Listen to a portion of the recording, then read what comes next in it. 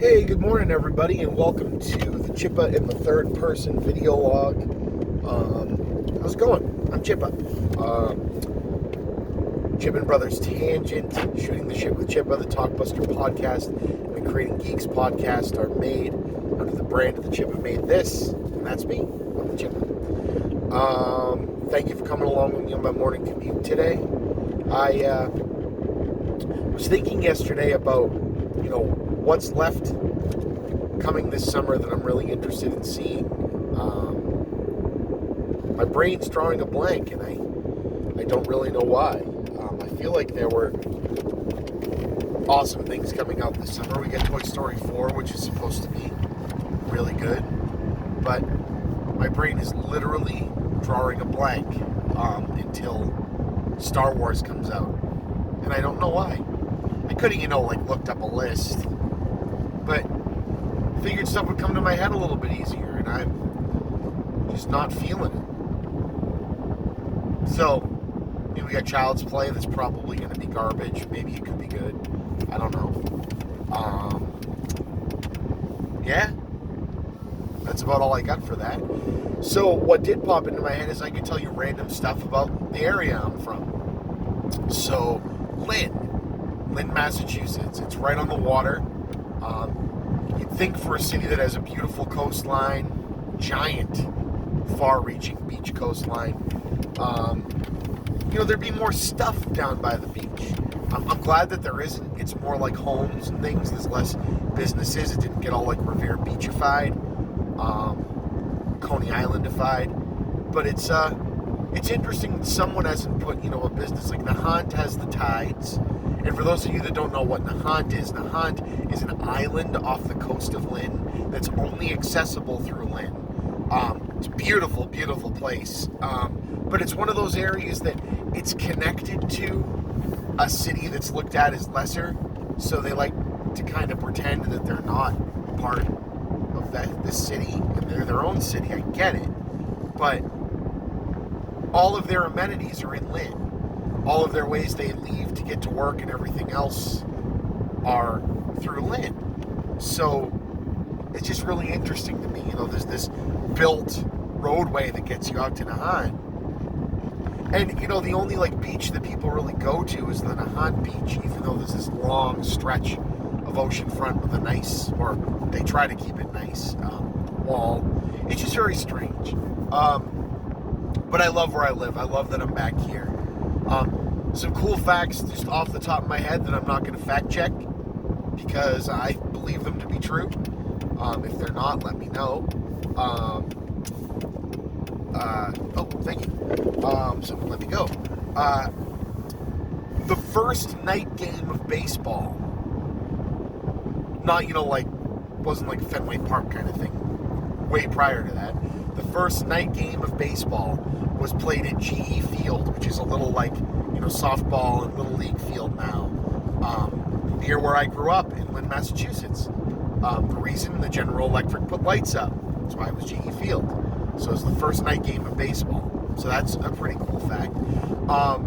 The second largest city-owned park, at least when I knew this fact, it was the second largest city-owned, note that, not nationally owned, not state-owned, city-owned park, which is second to Central Park. And again, this is nowhere near as big as Central Park, but is in Lynn, Massachusetts. It's called Lynn Woods. It's beautiful. They try to keep it really nice, of course, abutting an urban, tightly knit city. There's problems with drugs, fires, drinking, homeless people, all of these other things. But it's beautiful. Great place to go walk around. It's a big place in the mountain biking community for being really difficult terrain. People flock to it. It's really nice. In fact, a lot of my brother's Movie Bob Game Over Thinker videos where they were being shot in the woods were filmed there. There's a cool stone tower you can wander about. Dungeon Rock. So that's the other thing. So Dungeon Rock. I'm going to forget the name of the pirate. You can go to the Salem Pirate Museum to see him. I think it was Cook or something like that. I feel feel bad that I don't have the name. You can look this up.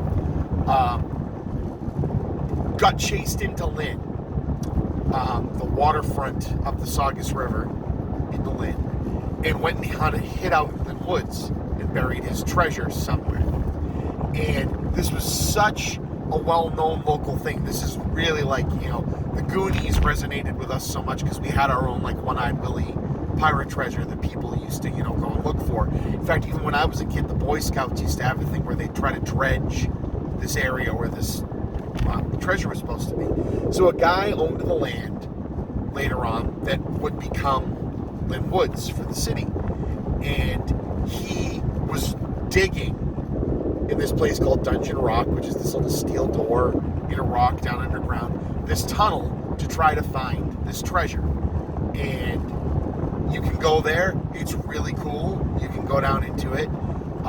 They do a pirate day every year in October where they have people dressed up like pirates and take people on tours and tell a story.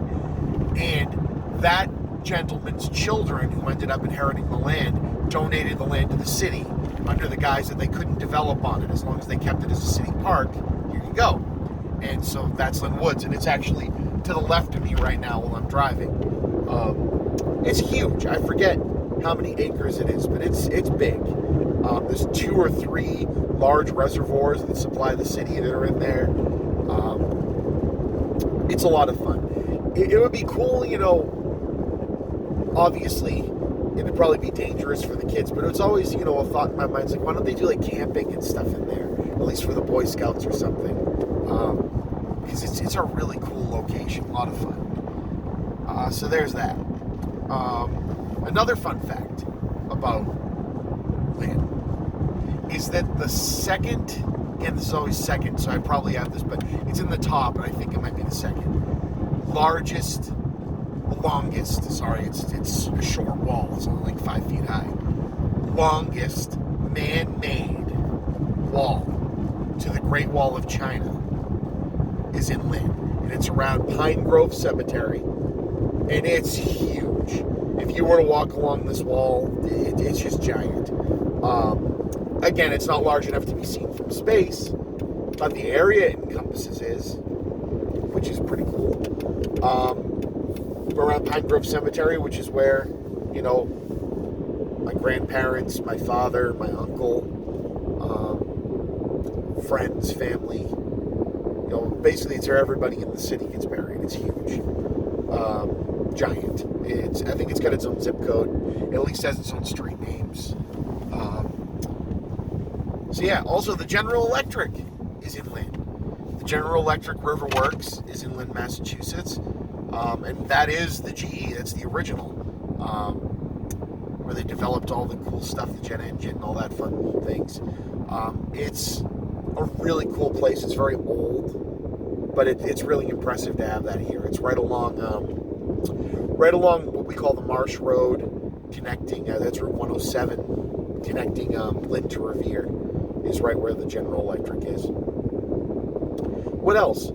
Things about Boston. Again, we're big on history. My mother used to take us out on history adventures. We still go on them. But have you guys ever heard of the Great Molasses Flood?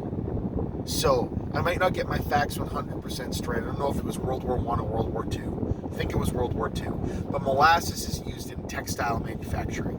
And molasses was a big thing needed for the war effort. So they had a giant vat of molasses on the waterfront in the North End. And the North End is the Italian area of Boston.